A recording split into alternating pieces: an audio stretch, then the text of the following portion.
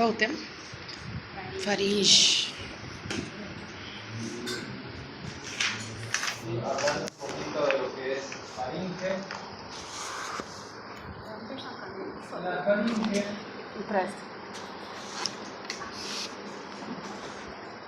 nosotros hacemos un pequeño esquema, va a tener la forma de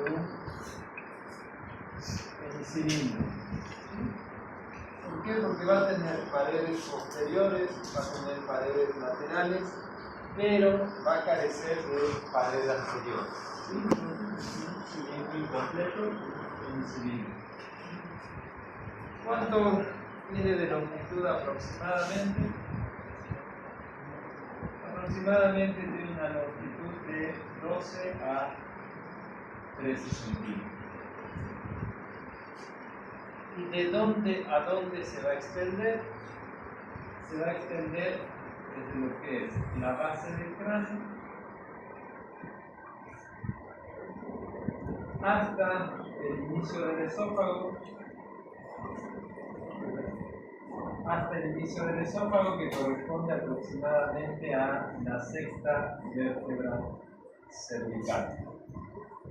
Entonces, se extiende desde la base del cráneo hasta el inicio del esófago, que corresponde a la sexta vértebra cervical. Topográficamente, la faringe va a tener tres partes. La porción superior de esta faringe se denomina nasofaringe, rinofaringe o carno. La parte media es la orofaringe y la última parte, la porción inferior, es la hipofaringe, o también llamada laringofaringe. Entonces, esa es la división topográfica que va a tener el tubo faríngeo.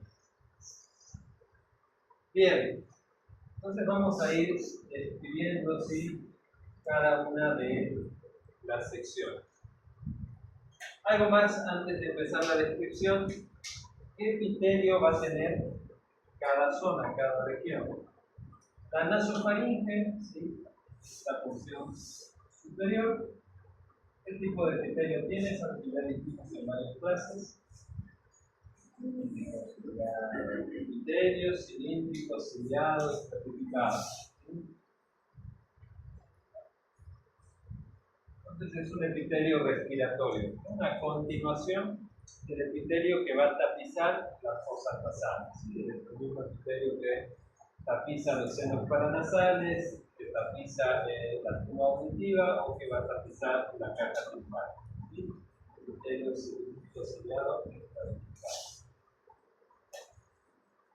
Y lo que son las dos zonas o regiones inferiores, tanto orofaringe como hipofaringe, van a tener un epitelio plano, estratificado, no queratinizado.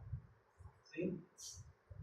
Entonces, difiere con el epitelio de la nasofaringe porque va a tener otro tipo de función. ¿Sí? Bien, entonces vamos a empezar ahora sí con la descripción de las tres zonas de la faringe, comenzando primero por la nasofaringe o rinofaringe. Nosotros hacemos un corte sagital en nuestro cráneo, tenemos una vista lateral.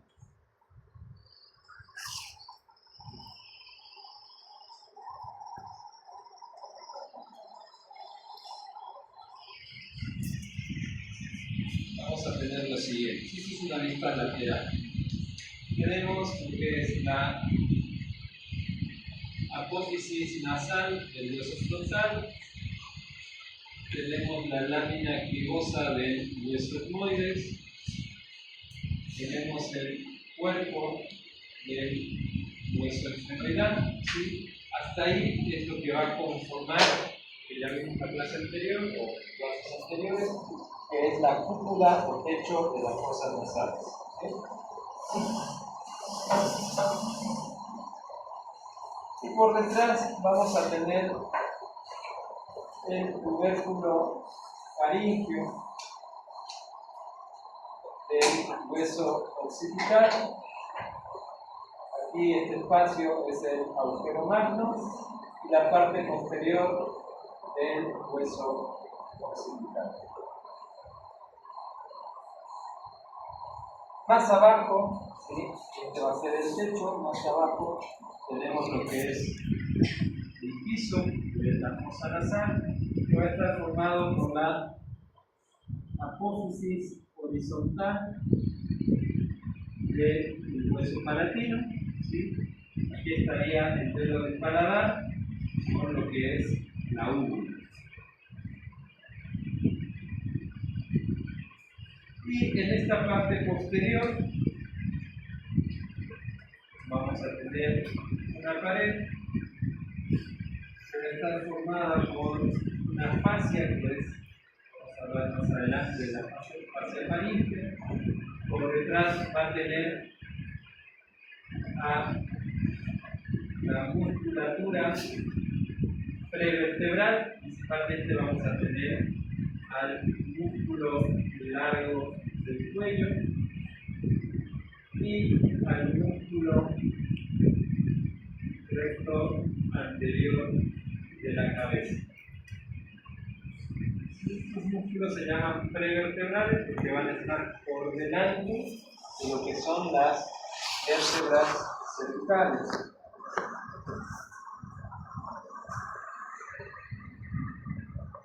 Aquí van a estar las vértebras cervicales. Anteriormente vamos a tener un hueso, ¿sí? Que va a ser el hueso hioides. Por debajo de este hueso hioides va a haber un cartílago, ¿sí? Que es el cartílago tiroides. Debajo de este cartílago va a haber otro cartílago que es el cartílago cricoides. Por detrás de este cartílago tiroides va a haber un cartílago en forma de hoja que se llama epiglotis. El cartílago epiglótico. Estas ya son estructuras de la laringe. Hoy no las voy a explicar, solo las estoy poniendo como referencia anatómica para explicar lo que es laringe. Laringe vamos a ver en otra clase. ¿Sí?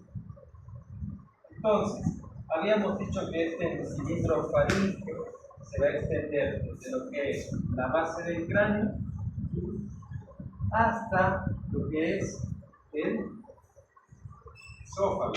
¿Sí? O sea, a nivel aproximadamente de la sexta vértebra cervical. Y esta sexta vértebra cervical está a nivel de lo que es el cartílago cricoide. Es importante porque no sé si ustedes vieron alguna vez un procedimiento de intubación orotraqueal. ¿Sí? Una de las complicaciones, una de las fallas que puede haber en la intubación orotraqueal es que el tubo orotraqueal no ingresa a través del espacio glótico, sino que se puede ir hacia vía digestiva, o sea, hacia esófago, lo que se llama falsa intubación. Entonces, una manera, una forma de evitar eso es con una maniobra que se llama maniobra de Sell, donde nosotros hacemos presión sobre el cartílago cricoides al hacer la intubación y este cartílago se va hacia atrás, ¿no? Obstruyendo lo que es el ingreso al esófago. Ahí hay más seguridad en que ese tubo orotraqueal pueda entrar a través del espacio glótico hacia la tráquea. Un dato importante que tenemos que saber. Bien, entonces, ya teniendo este esquema, ¿sí? Hablamos de la primera porción, la porción superior de la nasofaringe, que es de la faringe, que es la nasofaringe o rinofaringe. Entonces, esta nasofaringe o rinofaringe, ¿de dónde a dónde se va a extender? Se va a extender desde lo que es la base del cráneo hasta el velo del paladar. Si nosotros tenemos una imagen anterior de esta nasofaringe,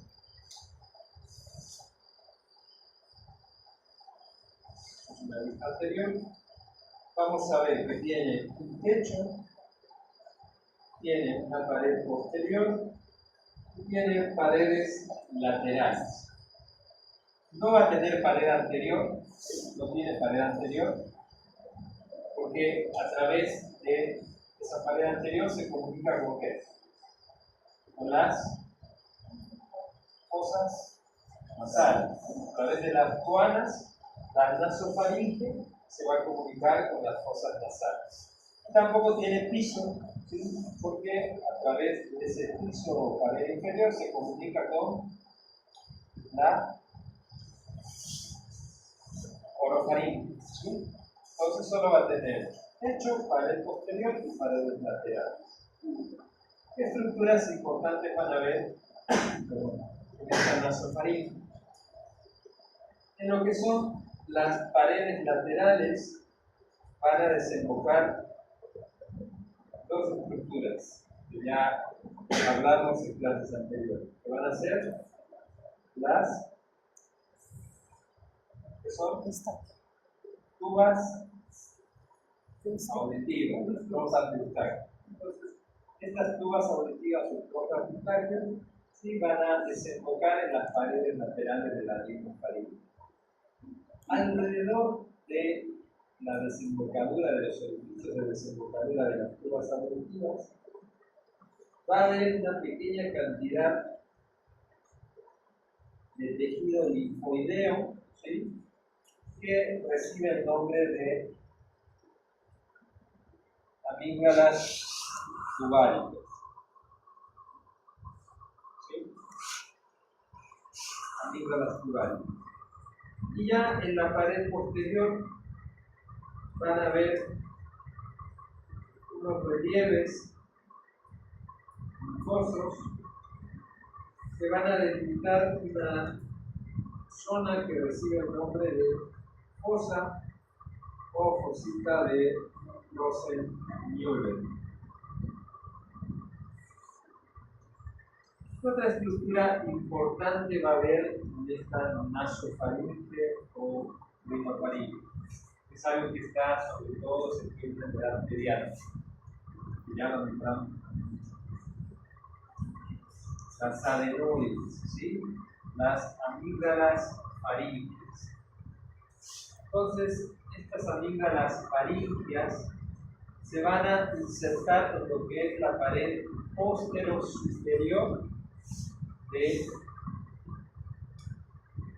la nasofaringe, ¿sí? Están en esa región. ¿No? Y esto es muy importante porque puede haber, sobre todo en la edad pediátrica, hipertrofia de este tejido linfoideo, ¿sí? Ocasionando alteraciones como el bloqueo de la desembocadura de las tubas auditivas. Eso puede predisponer, ya lo habíamos visto en clases anteriores, a otitis medias agudas recurrentes o también a otitis medias serosas, ¿sí? O también pueden producir un bloqueo, ¿sí? En lo que es la vía aérea superior. ¿Y eso qué va a ocasionar? Va a ocasionar que el paciente tenga una respiración oral, ¿sí? Y que pueda tener también un cuadro de SAOS. ¿Saben qué es SAOS? ¿Alguna vez escucharon hablar del SAOS? El SAOS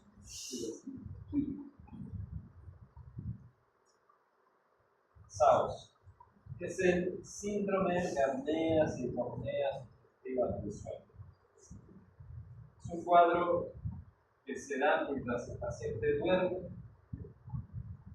donde debido a alguna obstrucción en algún punto de la vía aérea superior, ¿no? Tiene pausas respiratorias durante el sueño con disminución de la oxigenación.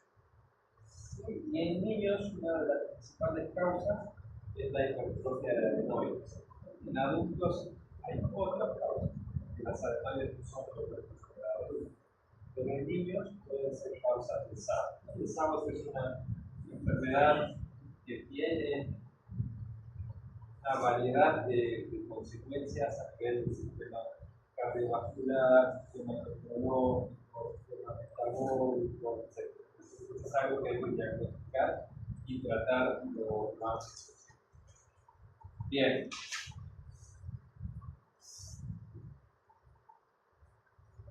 Entonces, eso en cuanto a la nasofaringe. Luego tenemos a la orofaringe. Entonces, la orofaringe, ¿de dónde a dónde se va a extender? La orofaringe se va a extender desde lo que es el pleno del paladar, que es el límite inferior de la nasofaringe, hasta el borde inferior del hueso ilioides, y en otros libros indican también como límite de la orofaringe el borde superior del cartílago epiglotis.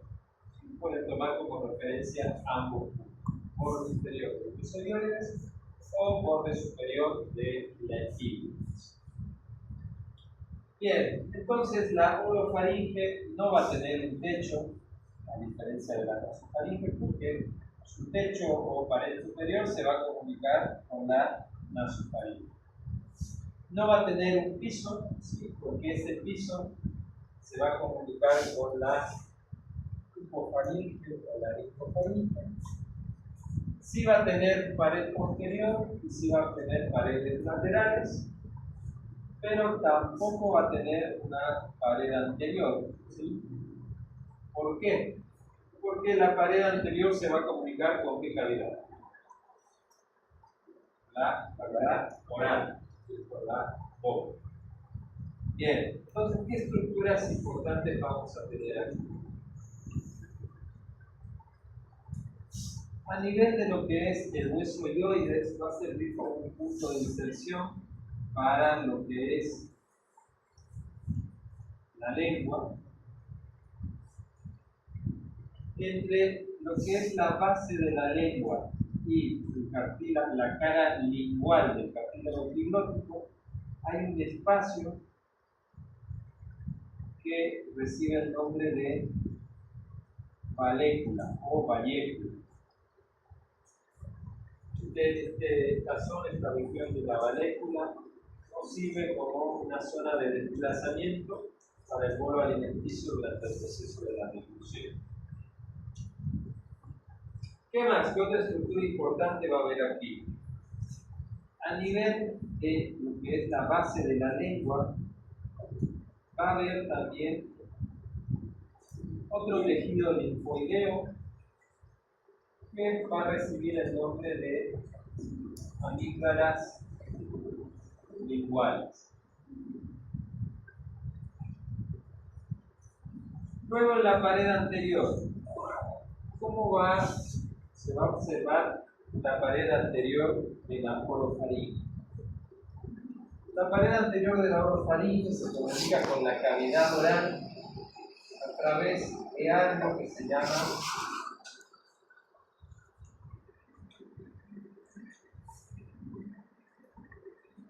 el istmo de las fauces. El istmo de las fauces es una estructura que va a estar formada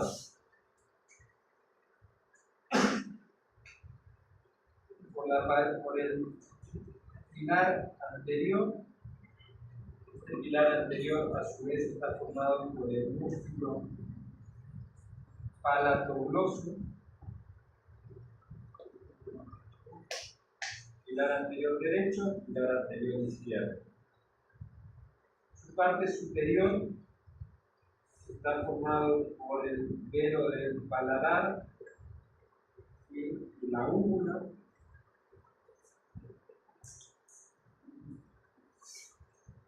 Y el piso está formado por el dorso lingual. Entonces, ¿cómo podemos ver nosotros el istmo de las fauces? Muy fácil, ¿no? Pidiéndole al paciente que abra la boca y con un bajalengua, ¿no? Podemos ver todas estas estructuras. ¿Qué va a haber de importante aquí en esta pared anterior de la orofaringe? Si hay un pilar anterior, también tiene que haber un pilar posterior. Este pilar posterior va a estar formado por el músculo palato-faríngeo. Entonces, entre el pilar posterior y el pilar anterior se va a formar un espacio, ¿sí? Y este espacio recibe el nombre de lecho amigdalino. ¿Qué es lo que va a contener? ¿Qué es lo que van a contener los amigdalinos?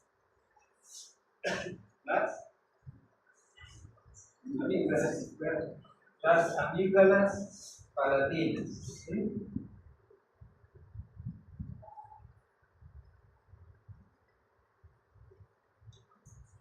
Entonces, las amígdalas palatinas también es otro cúmulo de tejido linfoideo, ¿sí? Y si nosotros tomamos todos este tejido linfoideo desde la nasofaringe hasta la orofaringe, nos vamos a tener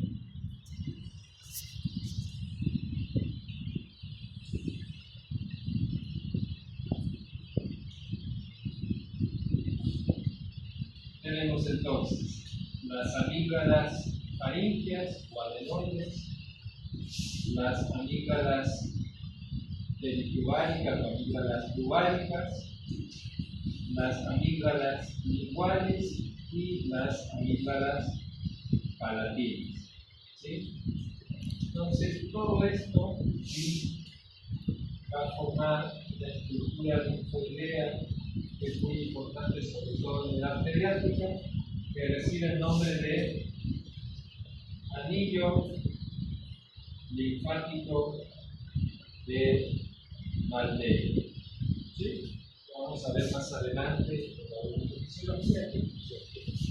Entonces es el anillo linfático de Maldini, amígdalas faríngeas o adenoides, amígdalas pericubáricas o cubáricas, amígdalas linguales y las amígdalas palatinas. Bien. Y por último, ¿sí? Tenemos la última sección de la faringe, que va a ser la laringofaringe o hipofaringe. ¿De dónde a dónde se va a extender? Se va a extender desde lo que es el borde inferior del hueso yoides o el borde superior del cartílago epiglotico hasta el inicio del esófago, ¿sí? A nivel de la sexta vértebra cervical, ¿sí? Esta hipofaringe o la hipofaringe va a tener la pared posterior, va a tener paredes laterales, ¿sí? Y a nivel anterior, su pared anterior va a estar formado por lo que es la cara posterior del esqueleto laríngeo, ¿sí? Entonces, esta hipofaringe hacia abajo se va a continuar con lo que es el esófago. Bien, entonces, eso es rápidamente un esquema de lo que es la división topográfica del hemicilindro faríngeo. Vamos a borrar esto.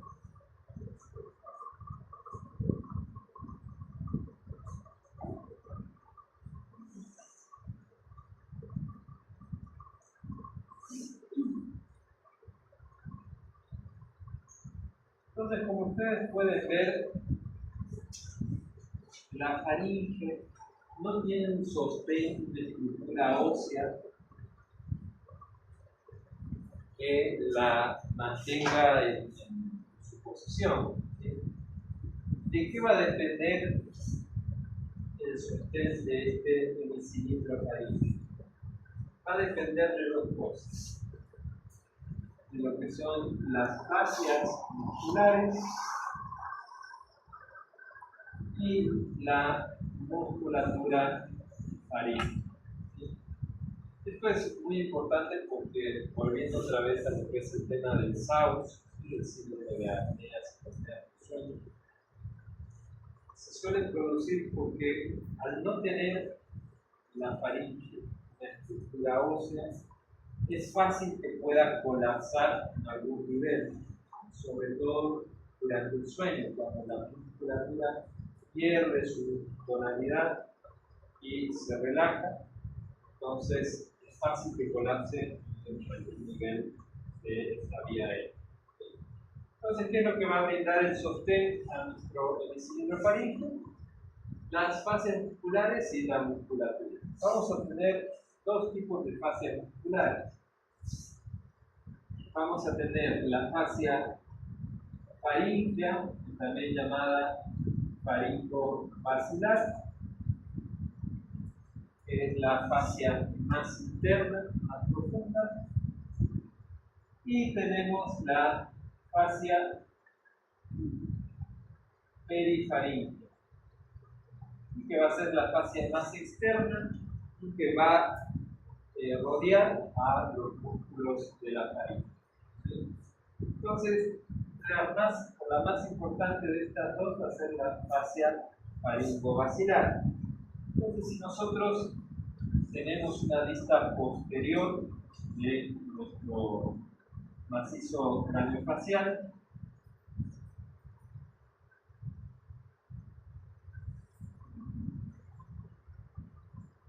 esta es la silla turca de los esfenoides, este es el clivus, estas son las alas mayores del hueso esfenoidal, y por debajo vamos a tener a ambas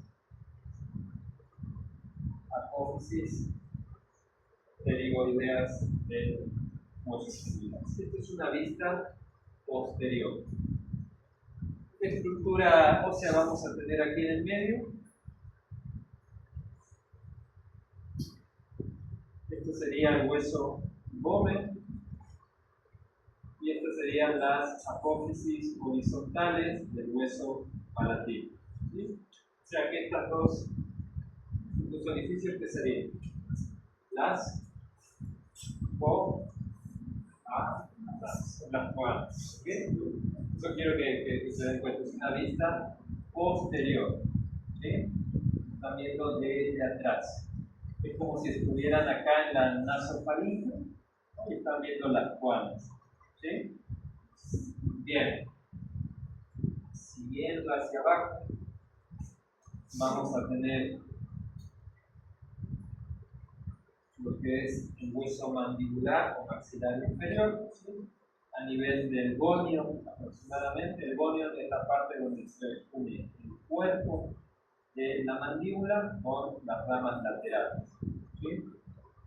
Más abajo vamos a tener el hueso hyoides, que va a tener aquí su cuerpo, más las astas mayores y astas menores. Vamos a tener el hueso maxilar inferior. Y más abajo vamos a tener una vista posterior de lo que es el cartílago tiroides. ¿Sí? Estamos viendo por detrás al cartílago tiroides. Por debajo del cartílago tiroides vamos a tener otro cartílago, que es el cartílago cricoides. ¿Sí? Esto ya es laringe. ¿Sí? Bien. Entonces, esta fascia faringovacilar, fascia faríngea, va a insertarse en ligamentos. ¿Cuáles van a ser estos ligamentos? Algo más. Justo por delante de las alas mayores del esfenoides, a esta altura estarían aproximadamente ambas apófisis estiloides. ¿Sí? Bien, entonces, ¿qué ligamentos vamos a tener en esta faringe, vamos a tener de lo que es la apófisis pterigoides a el hueso maxilar inferior o hueso mandibular, vamos a tener unos ligamentos llamados ligamentos pterigomandibular. Desde la apófisis estiloides al hueso ioides tenemos otros ligamentos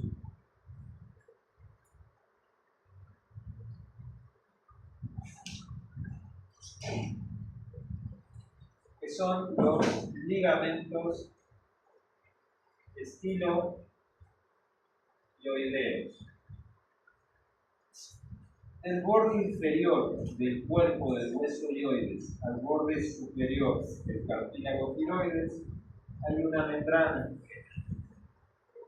¿Cómo se va a llamar esta membrana?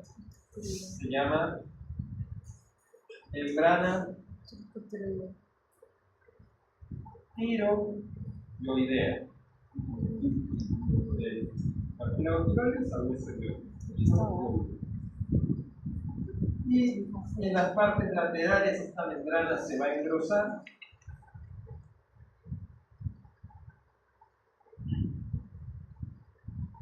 y va a formar los ligamentos laterales tiroideos.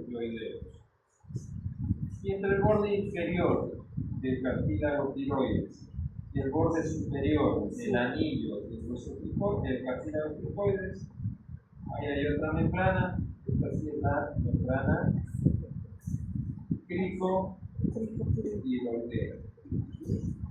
La membrana cricotiroidea.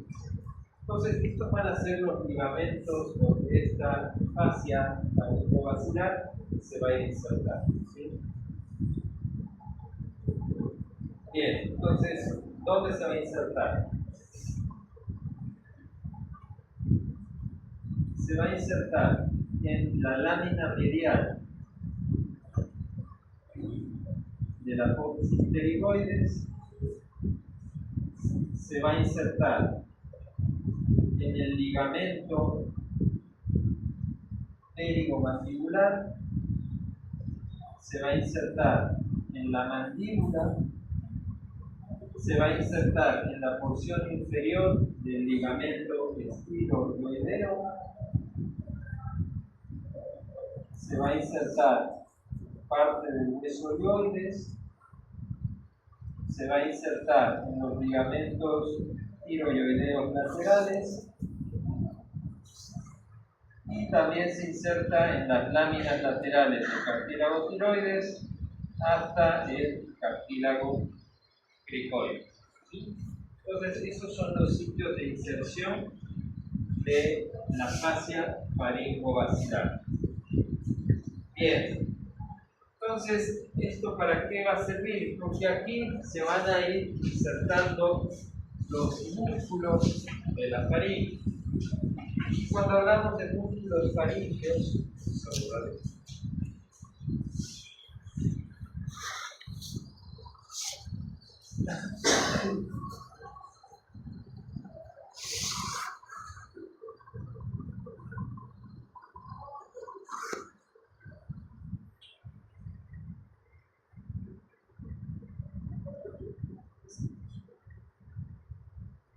cuando hablamos de músculos faringeos, de musculatura faríngea,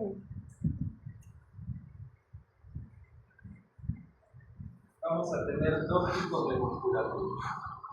Vamos a tener los músculos constrictores de la faringe y vamos a tener a los músculos elevadores de la faringe. Los músculos constrictores de la faringe van a ser tres. ¿Cuáles son esos? El constrictor superior, constrictor medio y constrictor inferior. ¿Sí? Y los músculos elevadores de la faringe también van a ser tres, que son el salpingofaringeo, el palatofaringeo y el estilo faríngeo. Bien. Entonces, vamos a empezar con los músculos constrictores. ¿Dónde se van a insertar? Vamos a hacer primero una vista posterior de lo que es el tubo faríngeo. Lo estamos viendo desde atrás. Está la base del cráneo y hacia abajo se continuaría con el esófago. Entonces, el músculo constrictor superior, ¿dónde se va a insertar? El constrictor superior se va a insertar en la mitad inferior de la cara medial de la apófisis pterigoidea o lámina medial de la apófisis pterigoidea. Se va a insertar en el ligamento pterigomaxilar y en la mandíbula. Entonces, este músculo que va a formar las paredes laterales también de la cavidad faríngea va a ir hacia atrás de la faringe y se van a insertar a nivel medio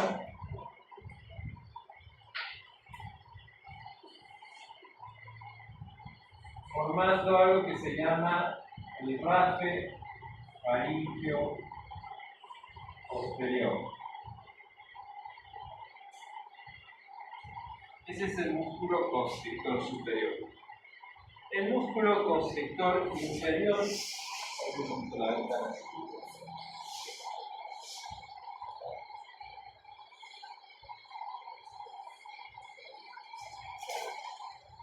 un poco de calor. El músculo constrictor medio, ¿dónde se va a insertar? Se inserta en la mandíbula, en la porción inferior del ligamento estiloioideo y en el hueso hioides. ¿Sí? Ese es el músculo constrictor medio, que también va a ir hacia la parte posterior de la faringe y se va a superponer sobre las últimas fibras del músculo constrictor superior. ¿Sí? De esta manera. Para también insertarse en el rafe medio de la faringe. Y por último tenemos al músculo constrictor inferior, que ya se inserta en estos ligamentos laterales tiroideos, en las láminas laterales del cartílago tiroides y en las porciones laterales del cartílago cricoides. Entonces este músculo también se va a superponer sobre las últimas fibras del músculo constrictor medio. De esta forma.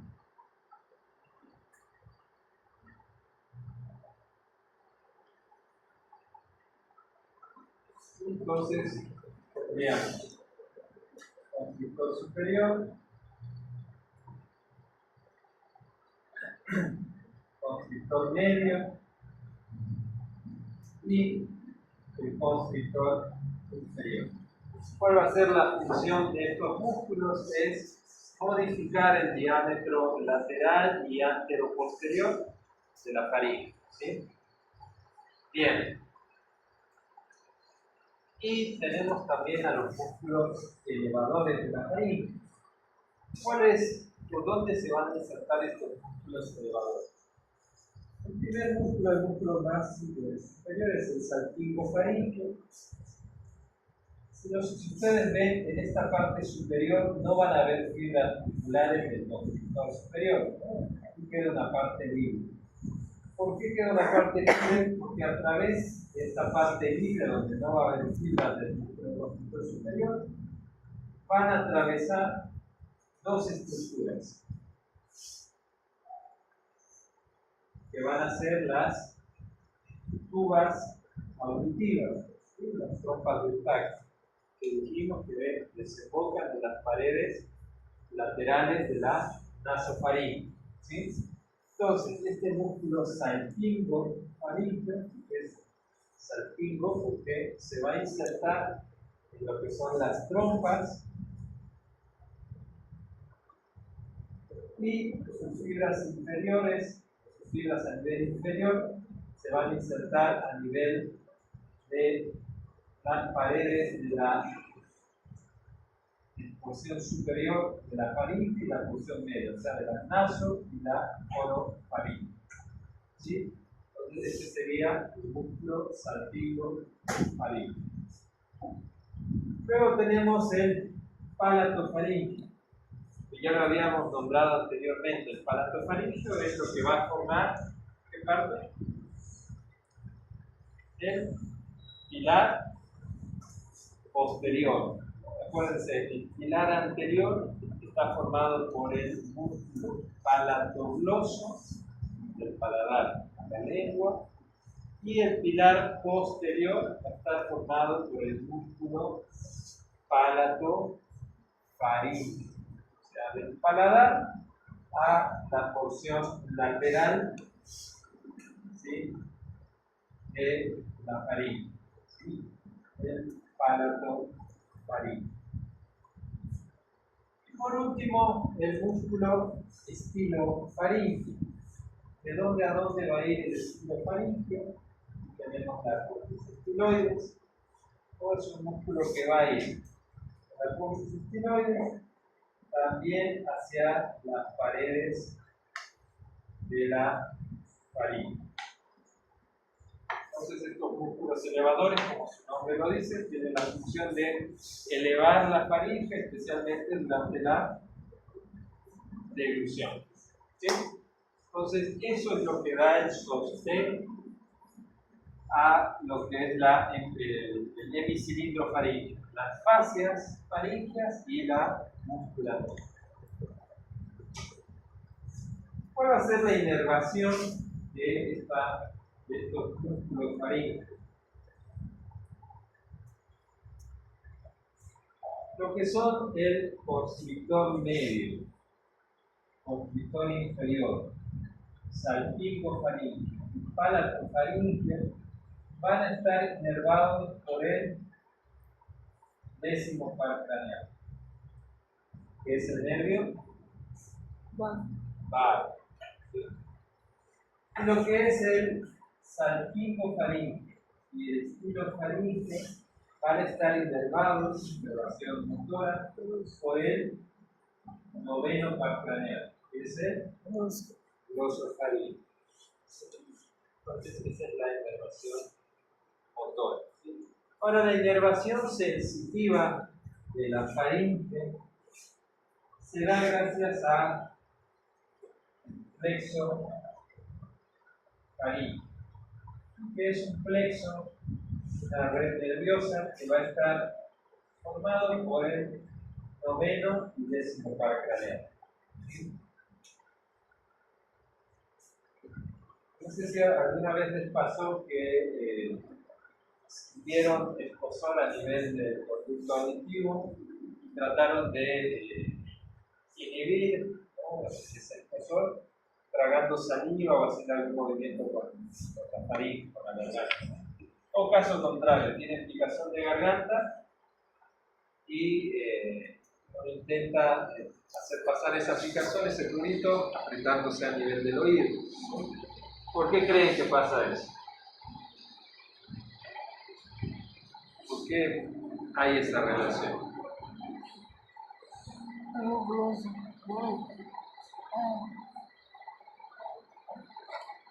¿Saben? ¿Alguien? Ustedes recuerdan, el conducto auditivo externo tiene inervación sensitiva por parte de muchos nervios, ¿no? Está el facial, el trigémino, el plexo cervical, etc. Y una de esas ramas que van a dar esa inervación sensitiva en el conducto auditivo externo es el nervio vago. El vago también, el décimo par craneal también inerva el conducto auditivo externo.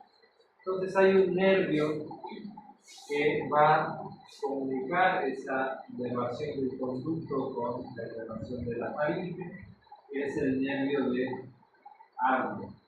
¿Sí? ¿El nervio de qué? Arnold. Sí. Entonces, esa es la razón, ¿no?, por la que uno intenta estimular una zona para calmar el estímulo en otra. Sí, ese es lo que hace el nervio de habla. Entonces, a nivel faríngeo, las fibras aferentes de la faringe van a estar dadas por el glosofaringeo. O sea que cuando nosotros, por ejemplo, estimulamos con un bajalenguas el pilar posterior de la orofaringe, ¿sí?, las fibras aferentes captan ese estímulo, ¿sí?, y las fibras eferentes del nervio vago se te va a dar la respuesta de la contracción muscular, que son las arcadas. Les pasó una vez en la actividad, ¿no?, y se estimula una zona de la pared posterior de la orofaringe, de los pilares, y les da ese reflejo de la arcada. Entonces, es gracias a esta inervación del glosofaringeo y del nervio vago. La irrigación. ¿Por qué va a estar dada la irrigación de la faringe? La irrigación proviene principalmente de la arteria carótida externa.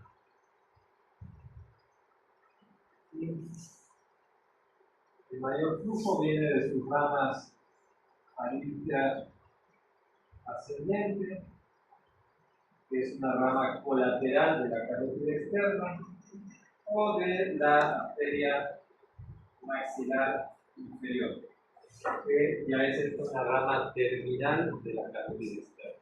Y dan diferentes ramas que van a la parte de la nasofaringe, el lecho amigdalino, etc. ¿Sí? Bien, en cuanto al drenaje venoso, ¿sí?, a través del plexo faríngeo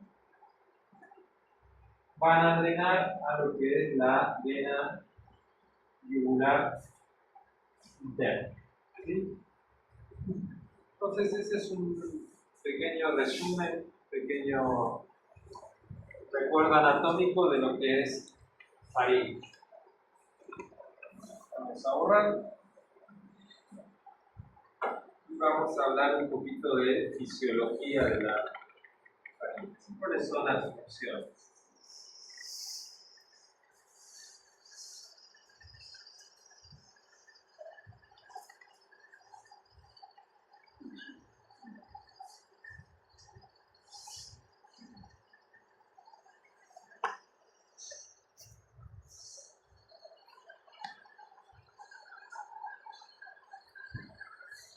Funciones de la faringe.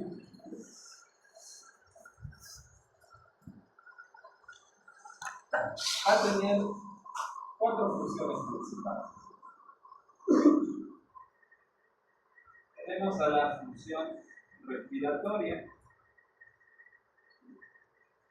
lo que es nasofaringe y orofaringe, es una vía de paso del aire que nosotros inhalamos a través de las fosas nasales, que luego van hacia lo que es el espacio glótico para ir a tráquea, bronquios y pulmones. ¿Sí?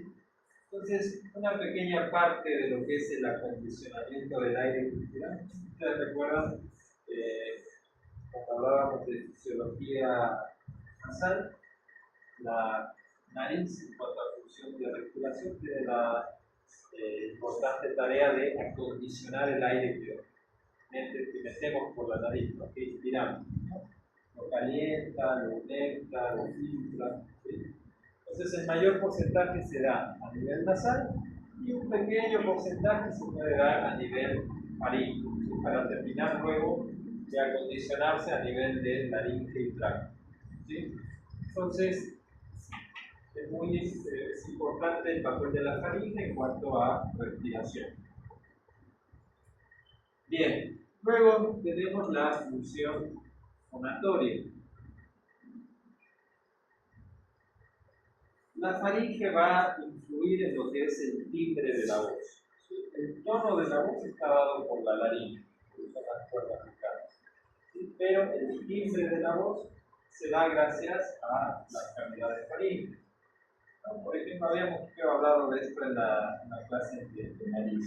Hay algo que se llama la voz nasalizada o rinolalia. Se produce porque hay un cierre o una apertura anormales de la cavidad nasal. Entonces, cuando hay un cierre, por ejemplo, cuando hay una rinolaria cerrada, ¿no? Estas cavidades nasales van a tener una obstrucción a nivel de alguno de sus orificios. Entonces, ¿qué puede causar una rinolaria cerrada a nivel de faringe? ¿Qué crees? ¿Qué puede ser?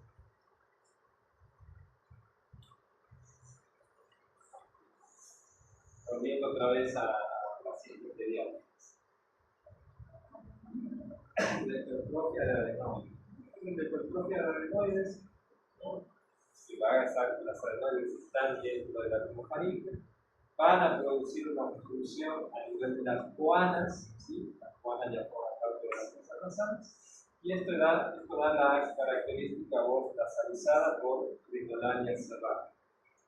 Luego tenemos lo contrario, que es la rinolaria abierta. ¿Sí? Cuando hay alguna apertura anormal, ¿sí? A nivel de las fosas nasales, en este caso se puede dar en el faringe. ¿Qué puede ser? No puede ser la fisura o hendidura palatina. Entonces, eso es lo que va a producir una rinolaria abierta. ¿Sí? Y otra alteración que se puede dar con la voz a nivel de faringe es la voz gutural. La voz gutural se suele dar sobre todo cuando hay una afectación de las amígdalas palatinas. Los pacientes que tienen una hipertrofia muy avanzada de las amígdalas palatinas, ¿sí? Pueden tener esta voz gutural. No hablan como si tuvieran ahí rascado algo. Oye, es muy característico de este tipo de pacientes. O pacientes, por ejemplo, con abscesos o flemones periamigdalinos, también tienen la voz gutural. ¿Y qué otra función va a tener la orofaringe? Tiene la función deglutoria. ¿Sí? La deglución va a tener principalmente tres fases. ¿Cuál es la primera fase de la deglución? Esta fase oral, ¿no? Cuando nosotros trituramos los alimentos para ir formando lo que es el bolo alimenticio. Es una fase de tipo voluntario, nosotros controlamos esta fase. Entonces, este bolo alimenticio, los movimientos de contracción de la lengua, van pasando hacia la parte posterior de la orofaringe para desplazarse por la valécula, ¿sí? Y esta es la fase oral. La segunda fase es la fase faringe, ¿sí? Donde ese bolo alimenticio ya formado, como les decía, pasa por la valécula para ir hacia los senos piriformes y continuar hacia lo que es el esófago. Entonces ahí está la fase esofágica. Entonces, esta primera es una fase voluntaria y estas de aquí son fases involuntarias. ¿Sí? Y por último, va a tener una función de protección. ¿Sí? Lo habíamos visto anteriormente, gracias a lo que es el anillo linfático de Valdeir. Entonces, este anillo linfático empieza a desarrollarse a partir de los 9 meses de edad, ¿sí? Y alcanza su máximo punto de desarrollo más o menos a los 5 o 7 años. ¿Por qué pasa esto? Porque les había comentado yo la vez pasada que el paciente pediátrico, los niños, no tienen completamente maduro, desarrollado su sistema inmunológico. ¿Sí? Entonces, una forma de compensar eso es a través de este tejido linfático. Entonces, el paciente pediátrico, la primera línea de defensa que tiene contra estas infecciones respiratorias es el anillo de Valdelli, el anillo linfático de Valdelli. ¿Sí? Bien, y con eso vamos a terminar la clase. ¿Alguna duda, pregunta, algo que haya quedado claro? No, está bien.